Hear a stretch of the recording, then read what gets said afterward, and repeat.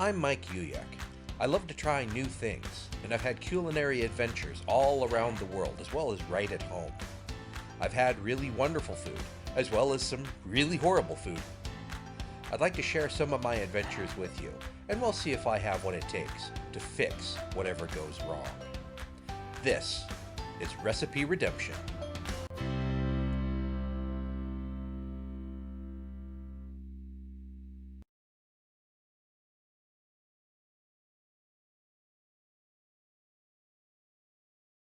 Hello, and welcome to part 3 of the Indigestion Monologues. A couple years ago, I had some fun doing some videos on recipes that I was not going to redeem, either because I just didn't know what to do with them, or it was too easy to redeem them. It was just replacing one ingredient, or they were just so bad that there was nothing to do. Or in the case of advertisements, they were just presented badly, and they're perfectly good recipes if they had actually bothered to make them pretty. So I thought I would do some more. I've culled some from my collection that I had set aside for this purpose, that I'm just not going to do. So let's take a look. Okay, to get things started is this blushing pear tapioca. From an ad for Minute Tapioca circa 1951 comes this after-dinner treat. It's a base of tapioca pudding, which is fine, and topped with pears, which I guess is okay. But the blushing pear slices are made with canned pears that have been sweetened further and colored red with cinnamon candies dissolved in the pear juice and additional red food coloring, because that's going to help. It might not taste that bad, but I really don't know what I could do to improve this dish and yet keep the spirit of the original recipe intact. Here we have sea bass Melbourne. Melbourne is in Australia. In Australia, every animal wants to kill you. This isn't an entree, it's a thinly veiled warning. It's like a sea bass died, sank to the sea bottom, and we're seeing the prawns consuming the carcass as the fish's entrails leak out the bottom. And there are cucumbers on the ocean floor for some reason. This might taste just fine. I couldn't find the actual recipe, just this picture, but the presentation is off-putting to say the least. This is from an ad for Grosvenor Knife Company, specifically for their carving tray, which has a neat non-skid coating on the bottom to keep it from sliding around while you're trying to hack the dry, fibrous slices of balsa and hemp you're calling roast beef for your astonished and slightly nauseous guests. There was a time when people apparently didn't understand that advertisements were supposed to attract the eye. I'm sure they make good knives, I'm sure the carving tray is all that and a bag of chips. But could I get some of those chips? Because I'm not eating that roast. Even if you had gravy handy, which I notice is conspicuously absent on this table, no amount of gravy is going to make that desiccated husk of a roast palatable. Here we have a recipe for Polynesian meat rolls. They're turdelicious. These are beef and rice, plus some aromatics and a touch of soy, salt, and pepper, rolled up and braised in stock, then topped with sweet and sour sauce, because pineapple juice makes everything instantly Polynesian. This might taste okay, but again, presentation leaves everything to be desired. If I were to try to redeem this, I think I'd try to make something that actually is sort of Polynesian, maybe using pork instead of beef and going in a Kahlua pork direction. But it just seems like the best thing to do is just let this recipe fade into history. 3 men in a boat. You're trying too hard. Creamed chipped beef and a hollowed out baked potato, garnished with canned mushrooms and a sail made out of cheese. Was this left in a dark place too long and you have mushrooms growing out of it? How do you eat this? Take a bite of the sail between bites of the chipped beef and potato? So, presentation-wise, it's a cute idea, but it's not practical from the standpoint of actually eating it. Ah, Rotella, you've made some fine products, but you've also made some questionable choices over the years. Here are a couple of ads with ideas for how to use their fine products as snacks. Mixed vegetables and cocktail wieners, already a dubious combination, heated on slices of plain white bread, is not exactly what I would consider a snack. Nor is creamed corn on toast, and although they don't mention it in the ad, I think there might be a slice of cheese melted onto the bread before you top it with creamed corn. And is that bacon on top? Like, not quite cooked bacon? I don't have a problem with raisins, and there are lots of uses, but when your sales plateau and you just can't increase revenue by producing more raisins because you have to get people to actually buy them, you have to get creative.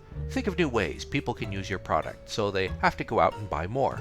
Raisins and baked beans? I suppose. It's already sweet, so that extra bit of fruitiness is probably not going to hurt. But raisins on a burger? On a pork chop? It's a stretch. Yeah. I'm going to go ahead and say at this point, anything described as a satisfier is worthy of ridicule and derision because it assumes a whole lot. So these are bread rolls, sliced open in such a way that you can stuff them with bologna slices coated in barbecue sauce, baked, then filled with creamed corn and olives. How the hell do you eat it? Pick it up and bite into it, risking molten creamed corn spilling into your unprotected crotch? Spoon out the creamed corn and then try to enjoy an ersatz barbecue bologna sandwich? And try to tell me at least part of you expects a parasitic alien organism to leap out of these and latch itself to your face. Try to tell me you're not thinking that. Meringue fancies. So, it's just meringue, not sure what it's resting on, but when you're trying to convince people to make your recipe, you should photograph a version that is as close to perfect as possible, rather than showing people what their version will probably look like.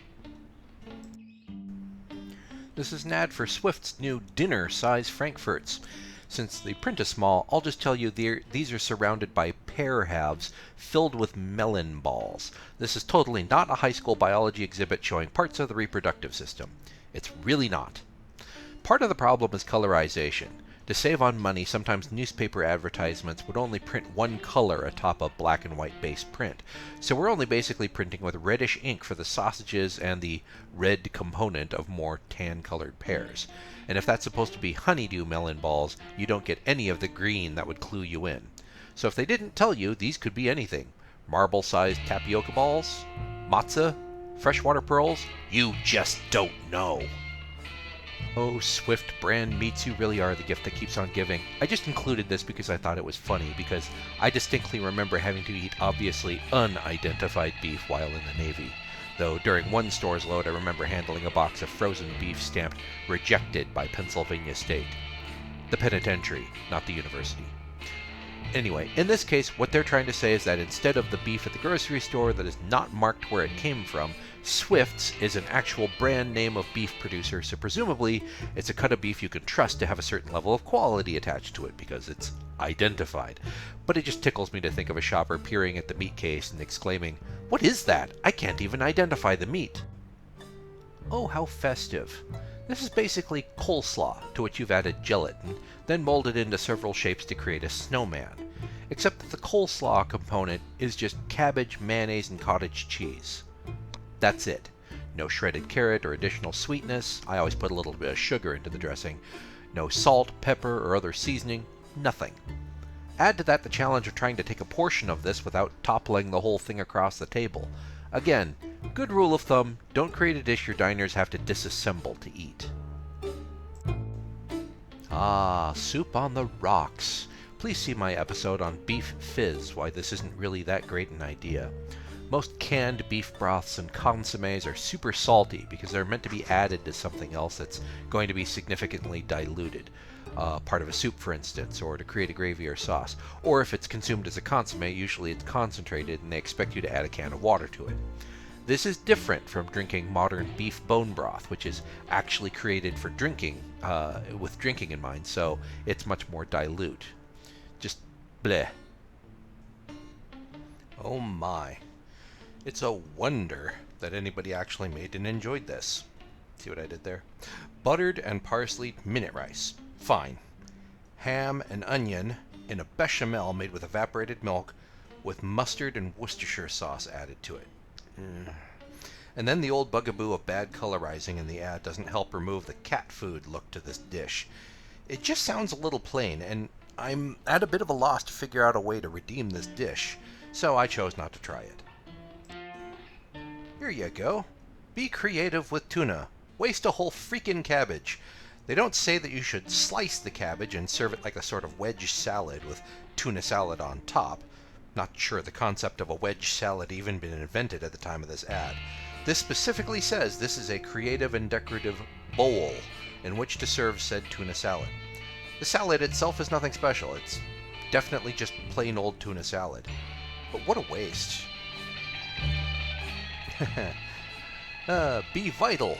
Be vigorous. Eat gray food. Again, they chose one color to print with, and they chose wrong.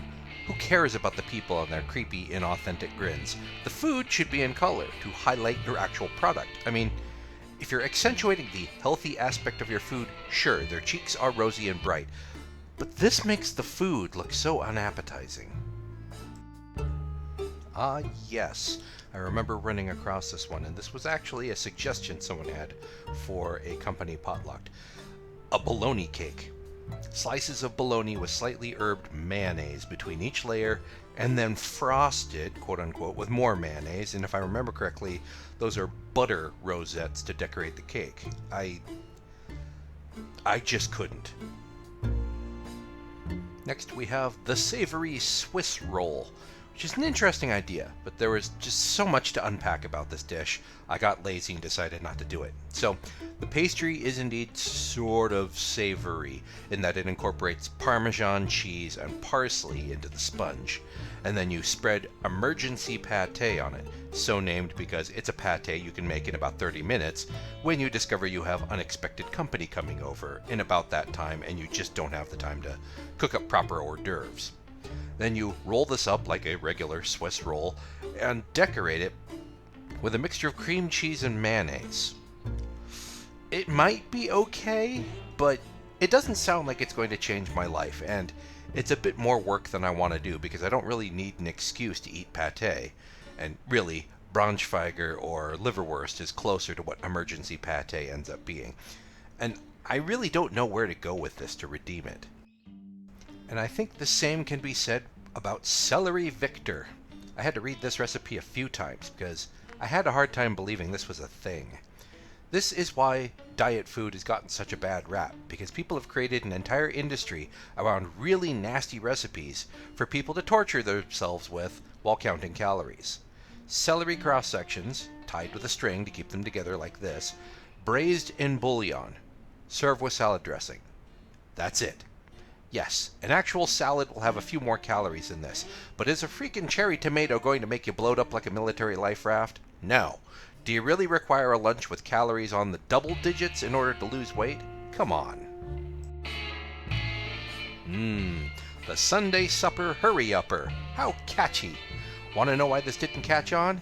Kidney beans and sort of Thousand Island dressing on a hoagie roll with a slice of bacon draped coquettishly across the top. Oh, and they suggest serving with radish rosettes, because that'll help. I just love the last statement on this ad. When minutes count, remember this. All you need for an excellent sandwich is 2 slices of bread and miracle sandwich spread. That's it? Just bread and dressing? I'm gonna say I do think we need to get back to eating more tongue. It's actually delicious. It just takes a bit of work, both in terms of cooking time as well as getting over the fact that your food can taste you back. And this really isn't that bad, all things considered. It's basically just boiling the tongue, skinning and slicing it, which is pretty much the standard way of doing it. Though I think you could actually braise it with at least some seasoning and additional flavors. But it's those little ziggurats of gelatin in the background that concern me. They're lime jello made with a 1/4 cup of horseradish. If you just had slices of citrus around the platter so people could squeeze what they wanted onto their beef, with a bowl of horseradish so they could portion themselves some if they thought they wanted it, that would be fine. But the idea of lime jello with horseradish in it, and maybe getting too much of one or the other in each bite and not enough proportional beef in your mouth to make them not the dominant flavor, is concerning. Finger sandwiches, cute presentation, a lot of work to create, and again, you're making your diners disassemble their meal so they can eat it. And now, it's time for some dishonorable mentions, for some stuff I ran across that is just a bad idea all around, or really bad execution. First off, we have when someone who doesn't cook decided to cook a steak for her honey, and he happened to walk in to see this on the stove. First of all, unless he's Brian Shaw or Hafthor Bjornsson, I doubt your guy is going to want 5 pounds of steak, and even if he did, he'd probably want it properly cooked. I don't know what she was thinking, if perhaps this is the beginning of a reverse sear and she's planning on transferring that into an oven-safe pan for a slow roast at 250 degrees Fahrenheit for the next 3 hours. But I doubt it. Lime jello molded salad with pickles and celery. There's no redeeming this. 2 words for you: spaghetti, smoothie. And that's a food processor, not a blender, so this isn't even a proper puree. Broccoli cake. There wasn't a recipe attached, but I want to assume the cake portion is some sort of super dense cornbread or maybe even polenta. I might even consider trying to make this at some point in the future, but the decorations make me wonder a bit about this person's overall mental state. Someone thought they were being cute by making deconstructed stroganoff. In other words, fancy feast on rigatoni. This was supposed to be a rainbow mac and cheese, brought to a potluck as part of Pride Month, I believe. I think what I would have done, aside from using brighter colors, is either 1, bake each color separately, then portion into the larger serving dish here with plastic separators that you remove right before you present it, or 2, bake a batch of plain mac and cheese with a coating of colored breadcrumbs on top, so the colors can't run. But I don't plan on making a rainbow mac and cheese anytime soon, so I'm not going to redeem this. And finally, there's this gem of a story. There's no picture, so I'm just going to tell the story. Um, Poster says, had an insane temporary housemate. We were both in a transitionary state in our lives. If I cooked and I had extra, she would have some, no big whoop. I'm an Italian American and don't understand portion control, so I make vats of food.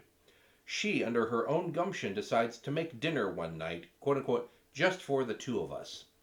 I am immediately confused. There is nothing in that fridge worth making dinner over, this I know. I look to the counter, and she's just got out a couple half jars of salsa from a recent party, a bottle of ketchup, and a jar of olives. What are you making? I ask, knowing I'm going to hate the answer. Lasagna. I talked to your fiancé. I know you love lasagna, so I'm making us some. Couple of things. I know for a fact she did not talk to my fiancé. I know for a fact that I don't like lasagna. I know for the fact that you can't mix ketchup and salsa to make pasta sauce. It was at this moment I knew that the transition time in my life was over, and I needed to get the F out of that house, and I knew that I had seen the worst thing ever attempted to be combined into a known food product. Final recipe: 3 half jars of salsa, 1 half bottle of ketchup, 1 half jar of salad olives, and 1 half box of elbow macaroni. Mix it all together, bake it, then throw the whole thing in the garbage. uh, Not going to try that. It. I always encourage people. Everyone should learn to cook. Everyone should cook. You have the opportunity anyway to eat healthier, to have more control over what goes into your body, and theoretically, once you figure out how to do it, maybe even make it better than you can get out in town. Um, but you do need to learn some of the fundamentals first. It does count that you know what you're doing in the kitchen when you set out to create something. Particularly if you've never made it before, maybe get a recipe, get the right ingredients, that sort of thing. Otherwise, you might end up with this monstrosity. So that's it. Any other recipes that you can provide me that you'd either like me to try or you'd just like me to look at and go, ye gods, I'm not doing that, and save that for another episode of recipes that I'm not going to redeem. Either way, send them my way. I want to see them. If they're horrible, I need to see them. So please do either comment down below in the comment section, email them to me, contact me on Facebook, all that stuff. Get them to me somehow. Horse and rider, it doesn't matter. I want to see the horrible recipes that you've got. So, until next time, I'd like to thank you for watching. I'm Mike Uyak, and this is Recipe Redemption. Don't forget to like the channel, hit subscribe, hit the little bell down below in case you want to be notified when I post new videos. You know the drill. I'll see you next time. Thanks for watching.